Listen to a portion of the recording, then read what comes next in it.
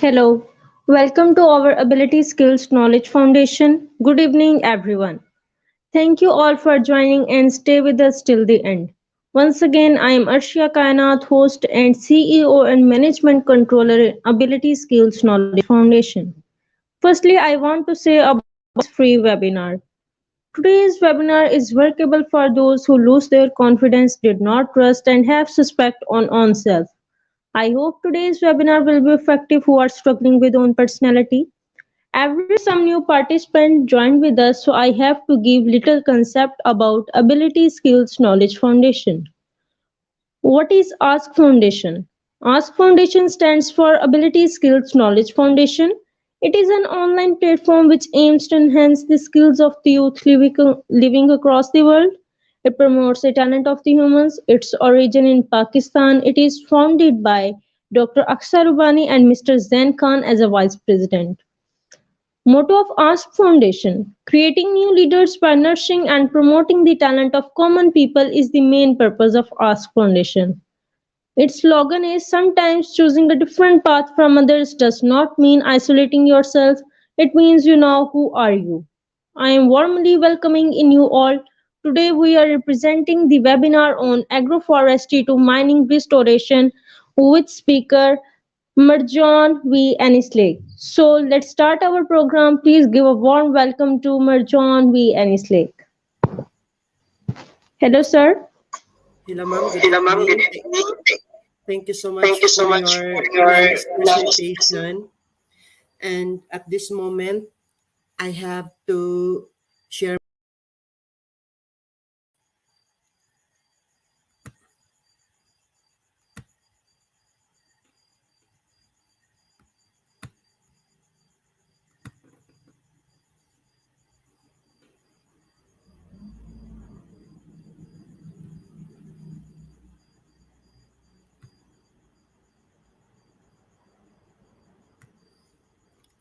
Hello, madam. My slide is visible.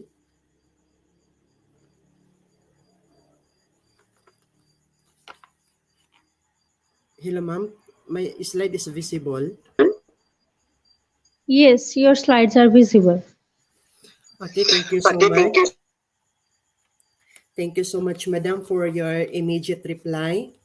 Um, Good day to one and all, especially to Dr. Aksarabani, President of the Ability Skills Knowledge Foundation, including her Vice President, Mr. Sain Khan, for their effort to invite me to be the guest speaker for today's international webinar. By the way, I am Marjan Villamor Anislag, Assistant Professor from the Surigao del Norte State University of the Philippines. And I would like to share with you the topic agroforestry to mining restoration. The reason why I should choose this topic to share with you for this session is that our environment has been ruined due to mining activities. Mining is important behind the fact that it can damage the ecology of our environment. Our concern is about conserving our environment by using agroforestry suitable technologies while utilizing the minerals that are mined by the different mining companies of the world.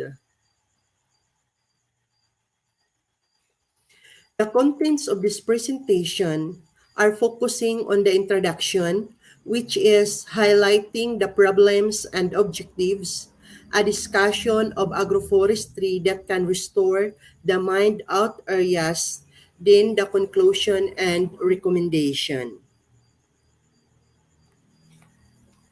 Mined materials are needed to construct roads and hospitals, build automobiles and houses, make computers and satellites, generate electricity, and provide the many other goods and services that consumers enjoy. Moreover, in terms of positive impacts, mining is often a source of local employment and may contribute to local and regional economies. However, mining activities including prospecting, exploration, construction, operation, maintenance, expansion, abandonment, decommissioning, and repurposing of a mine can impact social and environmental systems in a range of positive and negative, and direct and indirect ways. Mine exploration, construction, operation, and maintenance may result in land use change and may have associated negative impacts on environments, including deforestation, erosion, contamination, alteration of soil profiles, contamination of local streams and wetlands, and an increase in noise level, dust, and emissions. Mine abandonment, decommissioning, and repurposing may also result in similar significant environmental impacts such as soil and water contamination. Further, mining can affect the migratory routes of animals and increase habitat fragmentation and has a negative impact on human health and living standards. Lastly, mining can also affect the traditional practices of indigenous peoples living in nearby communities. Thus, considering the negative and positive impacts of mining on the environment, biodiversity, local communities, and economy, this presentation aims to provide awareness to the youth and mining companies workers and professionals about the importance of agroforestry to restore the mined out areas. Agroforestry is a land use management system in which trees or shrubs are grown around or among crops or pasture land. Trees produce a wide range of useful and marketable products from fruits, nuts, medicines, wood products, etc. Agroforestry has more farm practices that can restore the mined out soils. And among those practices that are suitable for mining restoration include taungya, alley cropping, crop plantation, mixed tree gardens, and forest farming.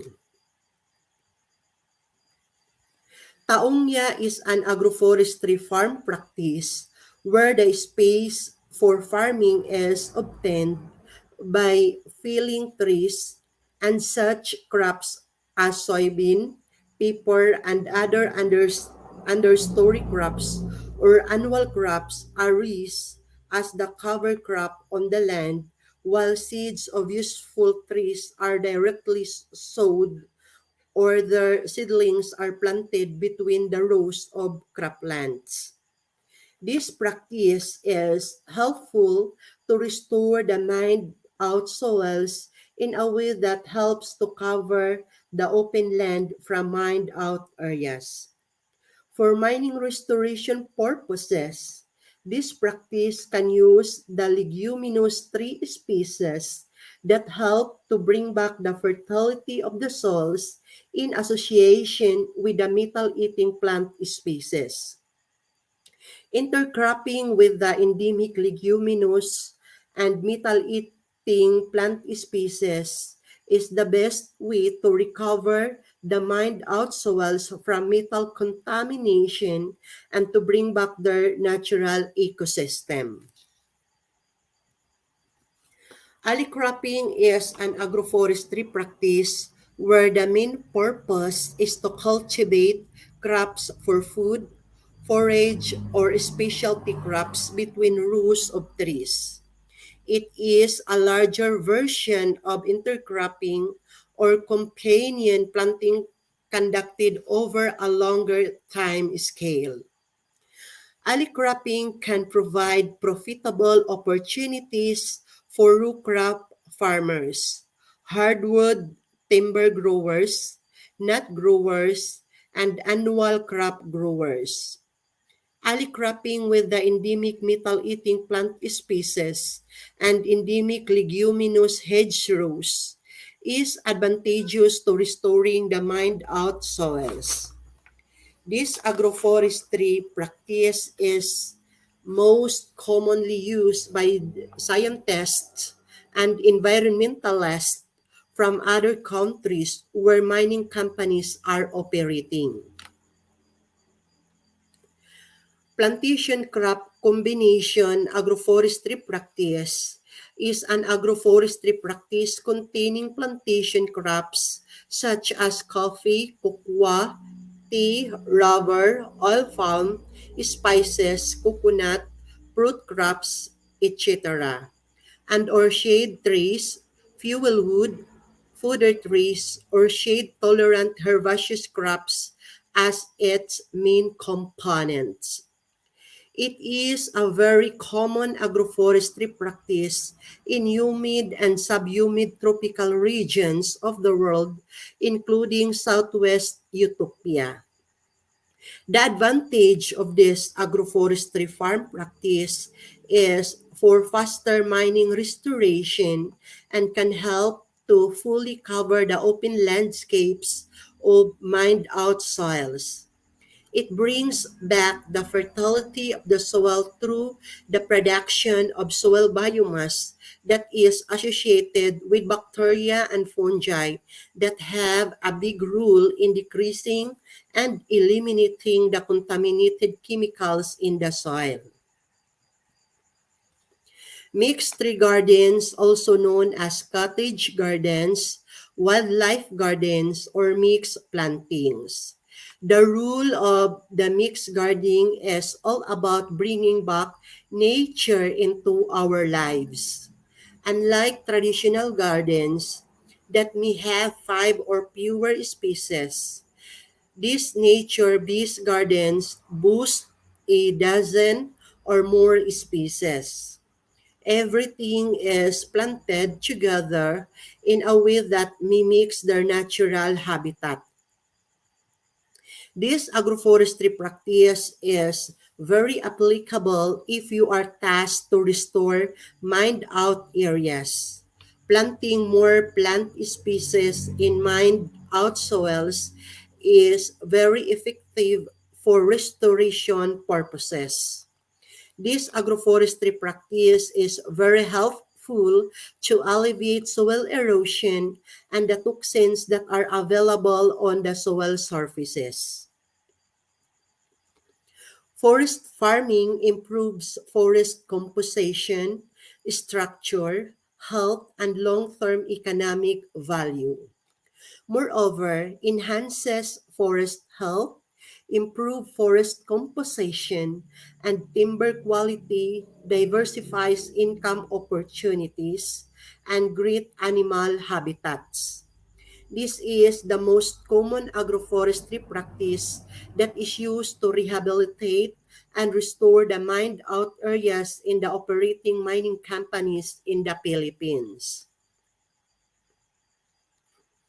Agroforestry is promising for a sustainable solution in response to soil conservation and land degradation, and also can bridge the gaps between climate change and mitigation strategies.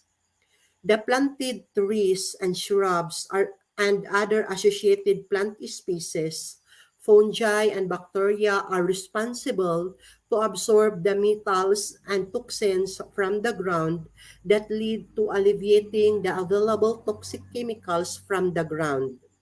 However, the success of reforestation depends on the adaptations of the tree species to the newly formed reclaimed mined soils, which are characterized by highly changeable chemicals and physical soil properties with significant variability in terms of habitat conditions.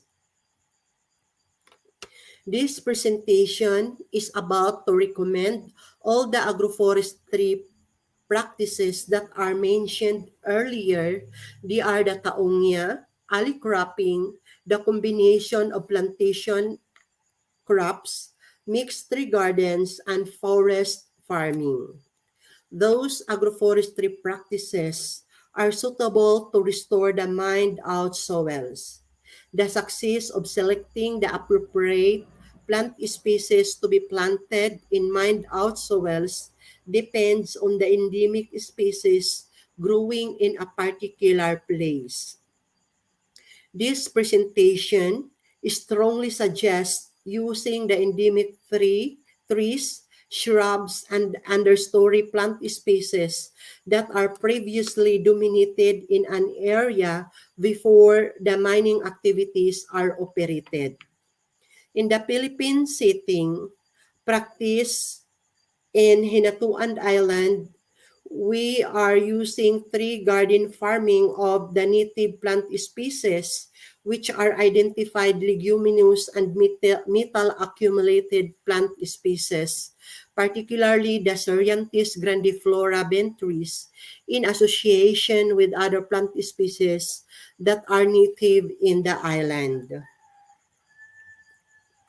And now I am open to answering your questions.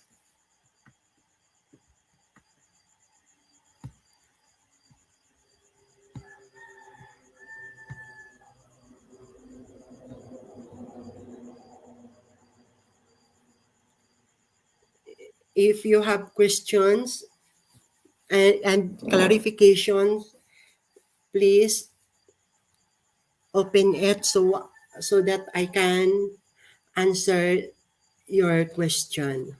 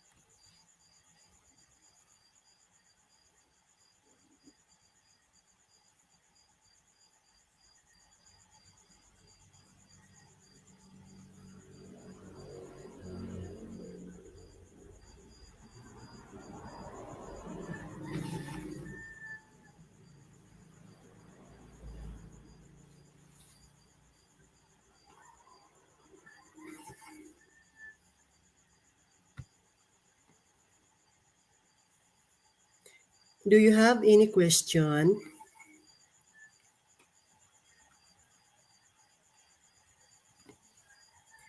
Do you have any question?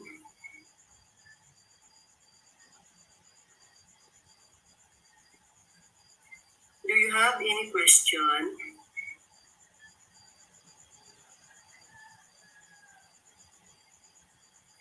Do you have any question? I think there is one question here from from I think there is one question here from Peach Rose. For her question is that there are a lot of big mine company operating in the Philippines. Have you observed their ways of agroforestry restoration? Um, my answer for this question is that yes, I am working as an environmentalist in one of the known mining company here in our country, particularly in Surigao del Norte. So we among the agroforestry practices that we are using to restore the mined out soils is that the is that the tree gardens or tree farmings, we we we planted the leguminous tree species and metal eating tree species in mined out soils to for us to assure the faster restoration in a particular place. Then, as I discussed earlier, all those agroforestry practices can be applied if we are going to restore our mined out areas or post mining areas.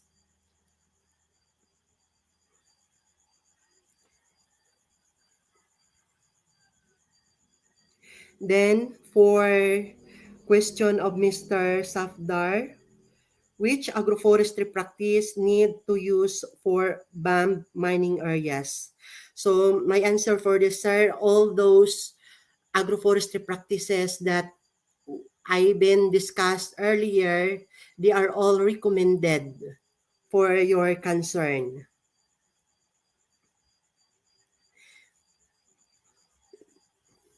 But in selection of the appropriate plant species, the tree species, and the understory species, so better to use the endemic tree species that are originally growing in a particular place for better survival during the rehabilitation activities. Thank you.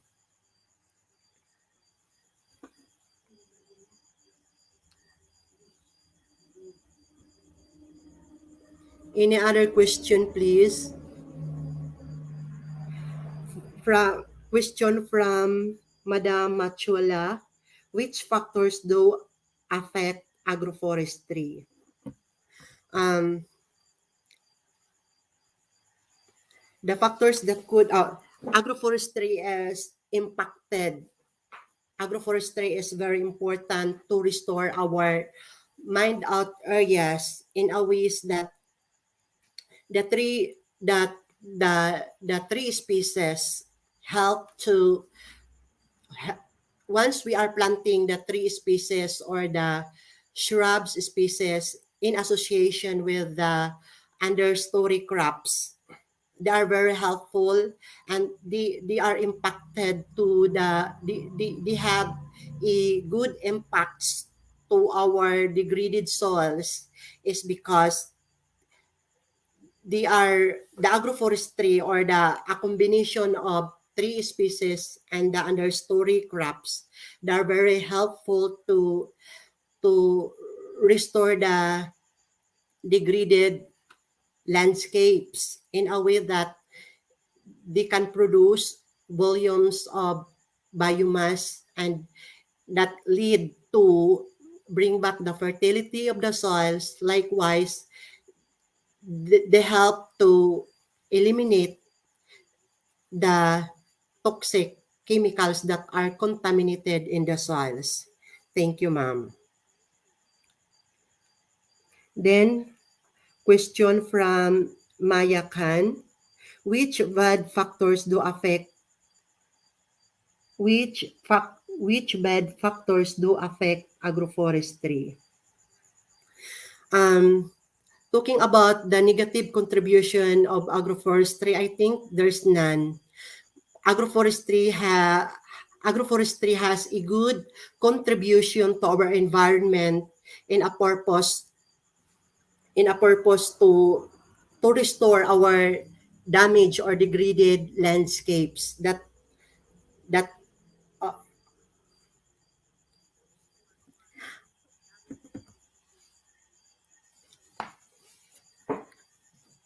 agroforestry has a good contribution to our environment in terms of restoration and conservation. So they are very helpful and this science is recommending by most of our scientists, not only here in our country Philippines but the world as well. So this science is very helpful to bring back the fertility of the soil, to restore the degraded landscapes, and to promote the biodiversity. Thank you, ma'am. Then the question from Sarah Khan, what is the difference between agroforestry and traditional forestry? Okay, madam, this is very nice question that for me to answer. The difference in between agroforestry and traditional forestry. Agroforestry, this is a science where the agricultural practices and forestry practices is combined. Over traditional forestry, this practice is about planting more on tree species. But in agroforestry, we are about to plant both agricultural crops and forestry crops for food and for food and for the sustainable protection of our environment. Thank you, ma'am. Then question from Alisa Asgar. What is the scope of agroforestry? The scope of agroforestry is about to produce food for human being and for the livestock. Likewise, the maintaining the environmental health to fight the effects of the climate change. They are the main scope or and concern why agroforestry is promoting. Then, moreover, this helps to alleviate poverty. So a family or a household promoting agroforestry, so we can assure that the poverty will be alleviated while maintaining the sustainable protection of our environment. We can escape away from the soil erosions and other environmental problems. Agroforestry is about to restore our distracted or degraded landscape. Then question from Mr. Ali Aru, what are the classification of agroforestry? The classification of agroforestry, this is include the agro-silvopastoral, silvopastoral, and agri-silvopastoral. So this is about to combine three species plus agricultural crops, or three species plus agricultural crops, then the livestock, then a combination of those mentioned components. Thank you, sir. Then, question from Mr. Sahid Khan, how many types of agroforestry? Agroforestry is agroforestry is only one, but it has more farm practices. One of those are the farm practices that we were discussed a while ago. So the here in our country Philippines, most particularly we are using intercropping. We intercrop the three species plus the the agricultural crops in a particular area. Then we have ali cropping, we have taunya, we have we have we have is looping agricultural and technology. So there are many farm practices under agroforestry system. But the term agroforestry is only one. Any other question, please?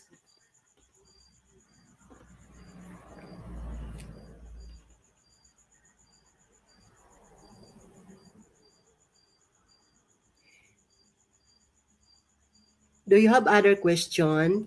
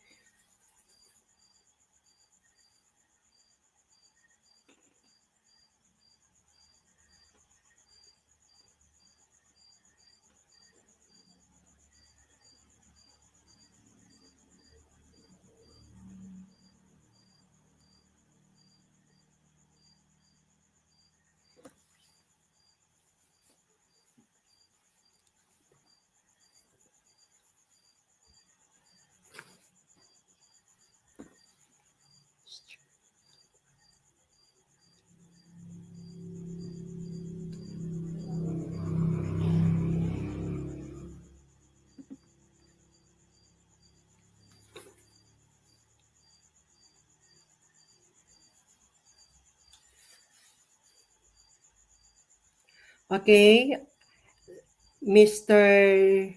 Sanwal has a question. His question, there is any bad effect of advanced agroforestry on climate? Okay, my answer, sir, there is no bad effect of agroforestry on climate. Instead, agroforestry can help to mitigate the climate change impacts to our environment.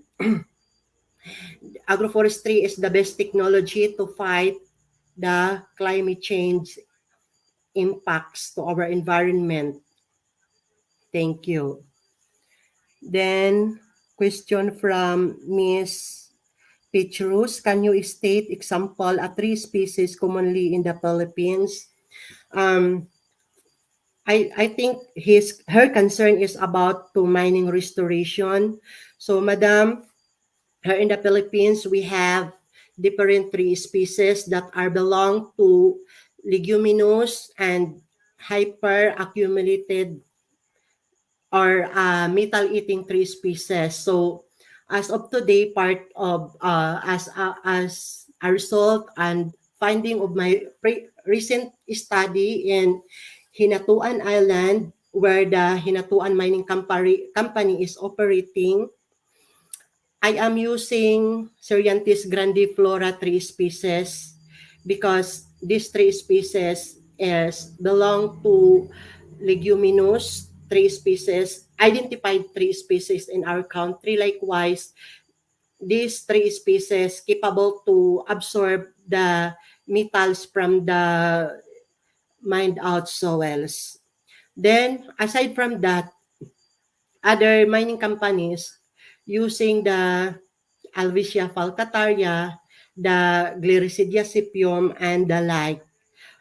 The purpose is to bring back the fertility of the soil, likewise promotion of the associated fungi and the bacteria that are also very helpful to mitigate the toxins from the ground. Thank you.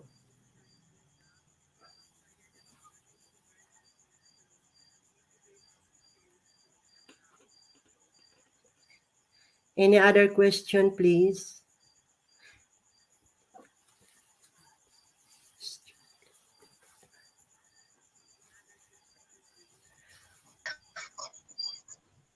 Sir, another question, which type of agriculture and forestry practices?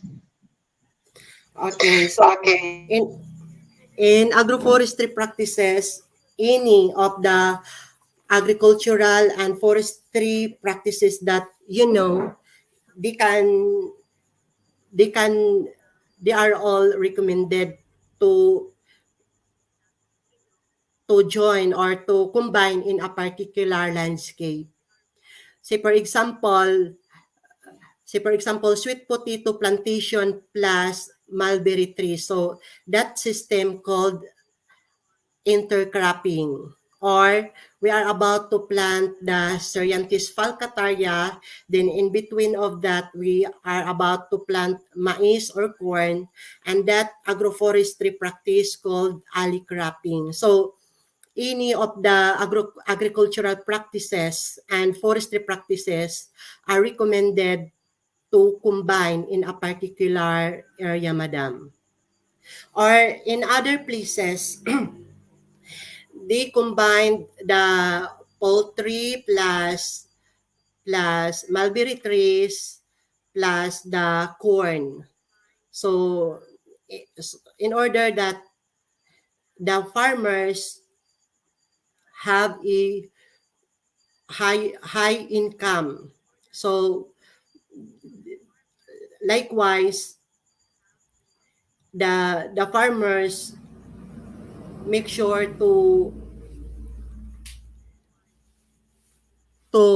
protect the the erosion. So that is why he or she combines the agricultural and forestry practices in his 1 hectare of land. So in agroforestry, there is no limitation. So all types of agricultural and forestry practices can be combined in a particular area. Thank you.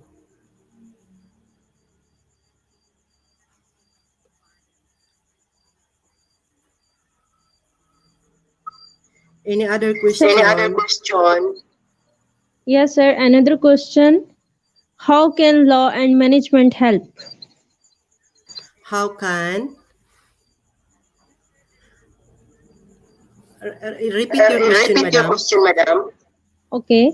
How can law and management help? Okay. Okay. As the recommendation of most researchers, the in order in order that the agroforestry practices can be implemented and can be respected by the local communities and the government lawmaking bodies. So it is better that a there will be a meeting or a session where the mining companies, the academicians, the scientists will work together to make a plan or a law that will be followed and respected by its side. Likewise, it is necessary that the farmers also will participate on making a law in order to avoid biases. So it that is my recommendation to make our proposed law will be successful and will be successfully implemented in every mining company and community. Thank you.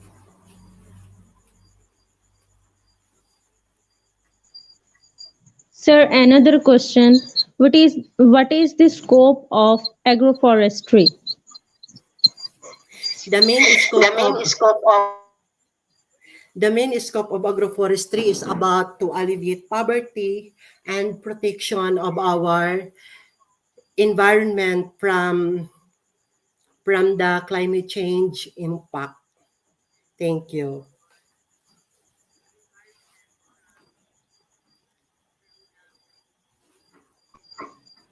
Sir, another question. Is there any bad effect of advanced agroforestry on climate? As to bad as effect, to bad madam, effect. there is none bad effect of agroforestry. Instead, it is a solution of climate change. Thank you.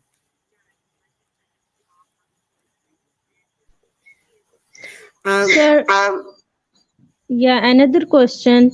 Is agroforestry relevant everywhere, including temperature and tropical environments? yes, ma'am. Yes.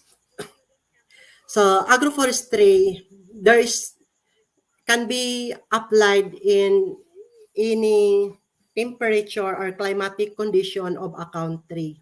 But all we need is to select the appropriate plant species to be combined in a particular place. So as I suggest a while ago, better to use the endemic tree or tree species or agricultural crops in a better to combine them, the endemic tree species and the agricultural crops that are native in a particular country or place.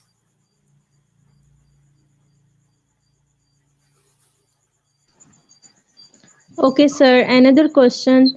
Any disadvantages of agroforestry?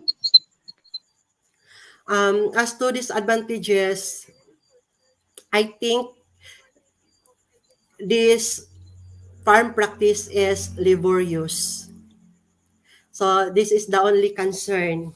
Talking if we are going to establish agroforestry farm practices, but though the agroforestry farm practices are laborious but very helpful to control the soil erosion and to produce more foods to commute that more foods for livestock and the community, and this help to alleviate crimes and increase the income of the farmers. So that's all. Thank you, ma'am.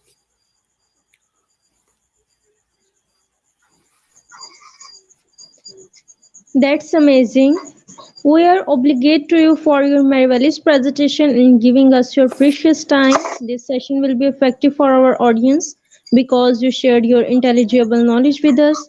Thank you so much, sir. Dear knowledge seekers, I would love to thank you all from my deep heart for attending today's session.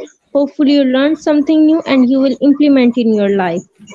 Please spread the information with your beautiful friends. Knowledge seekers, you will get free certificate after 2 to 3 days. Please submit attendance form accurately and add your remarks related to this webinar in comment section or attendance form. All members will get free certificate via Drive link and link will share in our official Ask Webinars Ask Foundation groups. So we hope to see you all again next webinar. Thank you so much. Stay happy, stay safe.